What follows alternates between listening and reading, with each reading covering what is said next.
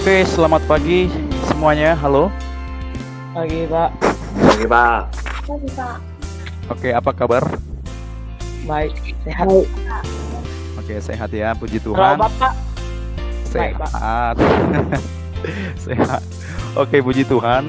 Kalau kita bisa bertemu lagi ya, walaupun situasi daring seperti ini ya, tidak mengurangi semangat kita di dalam belajar. Oke. Tetap andalkan Tuhan, tetaplah berdoa biar supaya COVID ini segera berlalu dan kita bisa menjalani aktivitas kita sehari-hari dengan penuh sukacita. Oke, kita akan memulai materi kita, pembelajaran kita hari ini. Saya minta kesediaan teman kita, si Felix Jefferson Lau, untuk memimpin kita di dalam doa. Mari kita berdoa, diikuti dalam hati. Tuhan Yesus yang baik, kami bersyukur kepadamu. Tuhan, sekarang kami akan memulai pelajaran bahasa Indonesia. Mohon Tuhan berkati kami agar kami bisa mengerti dalam pelajaran kali ini. Terima kasih Tuhan Yesus, dan nama Tuhan Yesus kami berdoa. Amin. Amin. Oke, thank you Felix Jefferson Lau. Saya akan absen dulu. Andi, Hadir Pak. Andreas Naftali, Hadir Pak. Andrew. Oke, dalam pembelajaran kita minggu lalu, ya, itu kita sudah belajar tentang gaya bahasa, dan minggu lalunya lagi kita sudah belajar struktur cerpen, dan minggu-minggu lalunya lagi kita sudah belajar unsur-unsur dalam pengembangan teks cerpen. Oke, nah sekarang materi kita adalah membaca teks cerpen yang berjudul Anak Rajin dan Pohon Pengetahuan, yang ada di halaman 79. Udah ada yang pernah baca cerita ini sebelum saya kasih materi ini? Belum. Belum ya? Oke. Di sini saya minta satu orang untuk membacakan buat kita. Nanti kita di sini tugasnya adalah seperti yang kemarin ya. Membuat struktur cerpennya, begitu, mengisi berdasarkan isi dari cerpen ini, begitu. Saya minta kesediaan teman kita si Derek lah ya. Tolong bacakan Derek untuk kita semuanya. Tolong disikapi baik-baik untuk semuanya. Ya. Halo Pak. Oke. Yuk Derek. Oke. Silakan dibaca dengan tanda baca yang baik ya Derek ya. Biar kita bisa menangkapnya dengan baik. Yuk silakan. Anak rajin dan pohon pengetahuan. Pada suatu waktu, hiduplah seorang anak yang rajin belajar. Mogu namanya. Usianya 7 tahun.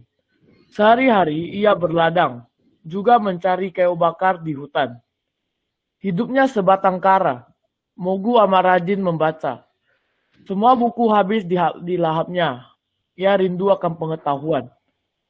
Suatu hari, ia tersesat di hutan. Hari sudah gelap. Akhirnya Mogu memutuskan untuk bermalam di hutan.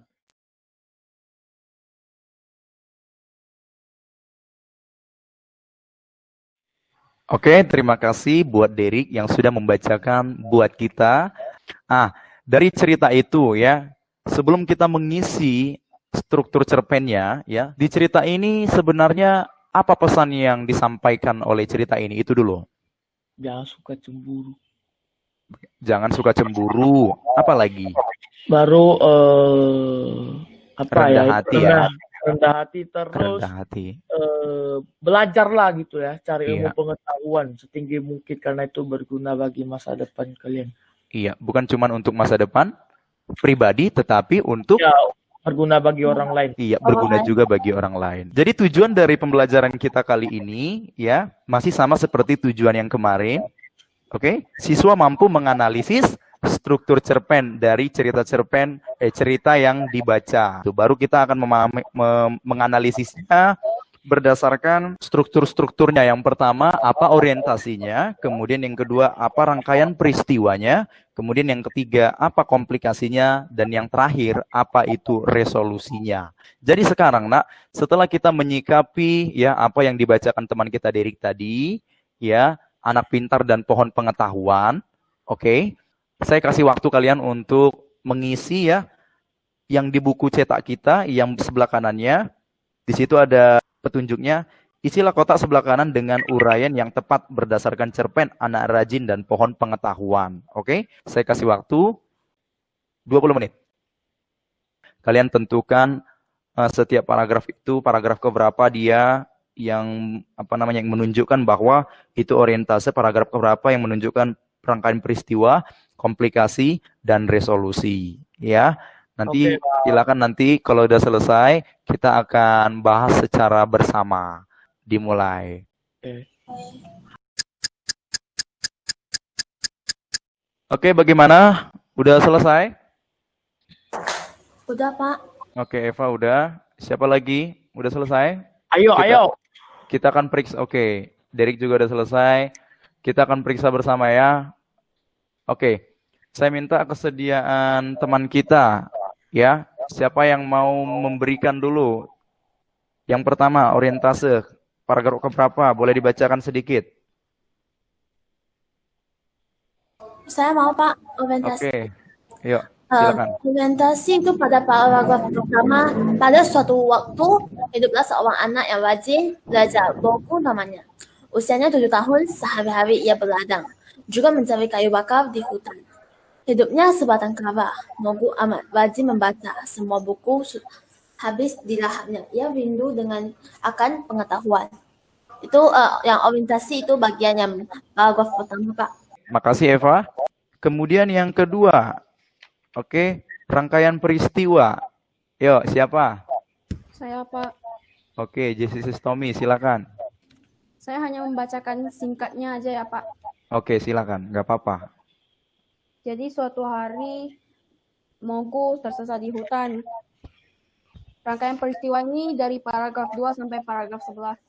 Oke, thank you Jessie Tommy. Ya, selanjutnya poin yang ketiga, silakan. Saya, Pak. Saya mau. Komplikasi, yuk, silakan Derek, komplikasi. Komplikasi itu menurut saya itu dari paragraf 12 sampai paragraf 24. Saya akan membacakan sebagian kalimat dari cerita tersebut. Saya akan menyambungkan kalimat dari si Jesse, yaitu dari pejabat lama yang iri terhadapnya. Pejabat Mondat ini tidak senang dengan Mogu mendapat perhatian lebih dari raja. Maka ia mencari tahu siasat supaya Mogu tampak bodoh di hadapan raja. Oke, thank you Derek. Ya, yang terakhir. Yuk, siapa yang terakhir ini? Resolusi. Itu menurut saya itu yang paragraf terakhir, Pak. Paragraf 25. Jawaban Oke. pohon itu membuat Monda marah. Ia memerintahkan pasukannya untuk membakar pohon pengetahuan. Raja dan Mogu berusaha menghalangi, tetapi mereka kewalahan. Walau berhasil menghancurkan pohon pengetahuan, Monda dan pengikutnya tak luput dari hukuman. Mereka tiba-tiba tewas tersambar petir. Sebelum meninggal, pohon pengetahuan memberikan Mogu sebuah buku. Dengan buku itu, Mogu semakin bijaksana. Bertahun-tahun kemudian, Raja mengangkat Mogu menjadi Raja baru. Oke, thank you ya Felix Jefferson Lau. Oke, jadi itulah sebenarnya ya isi dari cerpen yang tadi sesuai dengan struktur cerpen yang sudah kita pelajari ya. Jadi poin-poin struktur cerpen ini penting ya di dalam pembuatan cerita pendek. Oke.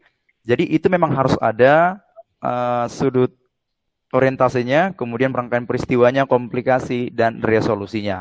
Tetapi harus ada di dalamnya juga tentang unsur-unsur cerpennya, begitu. Oke, mungkin sampai di sini dulu pembelajaran kita, ya. Jadi tujuan dari pembelajaran ini tadi saya sudah bilang, siswa mampu untuk mengetahui ataupun menganalisis cerpen berdasarkan struktur cerpennya. Oke, sampai di sini ada pertanyaan? Aman, Pak. Oke, aman ya. Oke, mungkin kalau begitu kita akan akhiri pembelajaran kita. Kita sudah di ujung waktu. Saya minta kesediaan teman kita, si Felix, untuk memimpin kita dalam doa. Mari kita berdoa, diikuti dalam hati.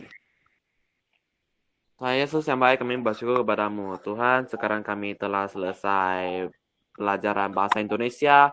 Mohon Tuhan berkati kami pada pelajaran yang selanjutnya. Terima kasih Tuhan Yesus, dan nama Tuhan Yesus kami berdoa. Amin.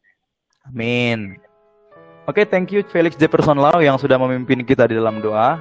Tetap semangat, tetap patuhi protokol kesehatan karena masih ada wabah COVID-19 di mana-mana. Tetap semangat, jangan pernah tinggalkan Tuhan, dan kita akan terselamatkan. Mungkin begitu aja. Selamat siang.